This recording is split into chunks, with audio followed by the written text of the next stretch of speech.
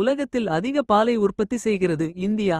ஆனால் அதே பாலை எவ்வளவு பேர் உண்மையிலே குடிக்கிறார்கள். எவ்வளவு வீணாகிறது. இன்று பால் உற்பத்தி வருமானம் வீணாக்கப்படும் இடங்கள் பற்றி தெரிந்து கொள்ளலாம். இந்தியாவில் அதிக பாலை உற்பத்தி செய்கிறது உத்தரப்பிரதேசம். நாட்டின் மொத்த பால் உற்பத்தியின் 16 விழுக்காடு இதே மாநிலம்தான் கொடுக்கிறது. வருடத்திற்கு 388 லட்சம் டன் பால் உற்பத்தி செய்கிறது.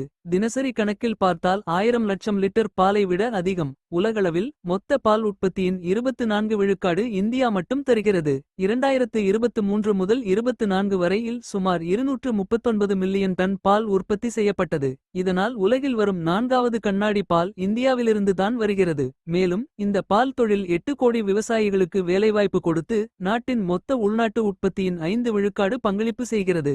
அமுல் தினமும் சுமார் 35 மில்லியன் லிட்டர் பால் வாங்கி 2024 முதல் 25 வரையில் மட்டும் 90,000 கோடி ரூபாய் வருமானம் பெற்றுள்ளது. மதர் டெய்ரி அரசு சார்பு நிறுவனம் வருடத்திற்கு சுமார் 15,000 கோடி ரூபாய் வருமானம் ஈட்டுகிறது. இதுபோல அரசு கூட்டுறவுகளும் தனியார் நிறுவனங்களும் சேர்ந்து இந்திய பால் சந்தை லட்சக்கணக்கான கோடிகள் மதிப்புள்ள தொழிலாக வளர்ந்துள்ளது. கோயில்களில் அபிஷேகம் சினிமா ஹீரோ போஸ்டர்களில் பால் ஊற்றுவது பெரிய விழாக்கள் இங்கெல்லாம் லட்சக்கணக்கான லிட்டர் பால் வீணாகிறது. 2014இல் மதராஸ் உயர்நீதிமன்றம் கூட இதை பற்றி எச்சரித்தது. மில்லியன் கணக்கான குழந்தைகள் பால் இல்லாமல் இருக்கும்போது வீணடிக்க வேண்டாம் என்று. சில கோயில்கள் பால் சேகரித்து அதை பாஸ்டரைஸ் பண்ணி ஏழை மக்களுக்கு கொடுக்க ஆரம்பித்துள்ளன. ஆனால் இது இன்னும் பரவலாக நடைமுறைக்கு வரவில்லை. ஒரு பக்கம் இந்தியா உலகின் பால் சக்தி. ஆனால் இன்னொரு பக்கம் அதே பாலை நாமே வீணடிக்கிறோம். அந்த பாலை பாதியாவது பள்ளிகளுக்கு அனாதை இல்லங்களுக்கு மருத்துவமனைக்கு சென்றால் எத்தனை பேருக்கு பயன் கிடைக்கும். நீங்கள் என்ன நினைக்கிறீர்கள். பால் வீணடிப்பதை கட்டுப்படுத்தணுமா